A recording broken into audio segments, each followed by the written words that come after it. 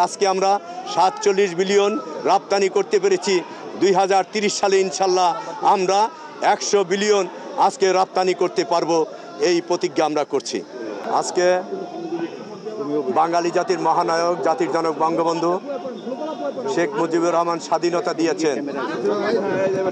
আজকে জাতির জনক বঙ্গবন্ধুর কন্যা বাংলাদেশ সরকারের মাননীয় প্রধানমন্ত্রী জননেত্রী শেখ হাসিনা নেতৃত্বে আজকে বঙ্গবন্ধুর অসমাপ্ত সেই অর্থনৈতিক মুক্তি এবং বঙ্গবন্ধুর সেই শোষণ মুক্ত সেই সোনার বাংলা গড়ার লক্ষ্যে আজকে উনি কাজ করে যাচ্ছেন।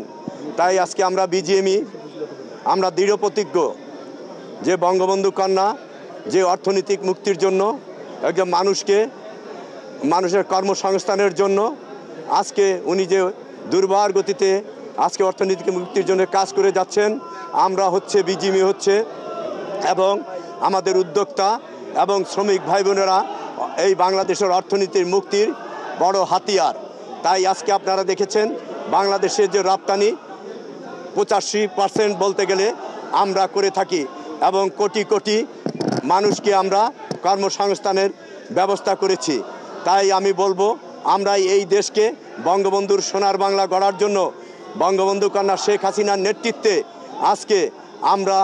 আজকে যে অর্থনৈতিক মুক্তি উনি চেয়েছেন, সোনার বাংলা গড়তে চেয়েছেন, আমরা দৃঢ় প্রতিজ্ঞ আজকে সোনার বাংলা গড়ার জন্য আমরা অবশ্যই শেখ হাসিনার হাতকে শক্তিশালী করব এবং এই বাংলাদেশের অর্থনীতিকে এগিয়ে নিয়ে যাব, এই দেশকে আমরা এগিয়ে নিয়ে যাব, বঙ্গবন্ধুর সোনার বাংলা গড়ব। বিজিএমই আমরা সেই প্রত্যয় নিয়ে আমরা এসেছি। আজকে আমরা ৪৭ বিলিয়ন রপ্তানি করতে পেরেছি।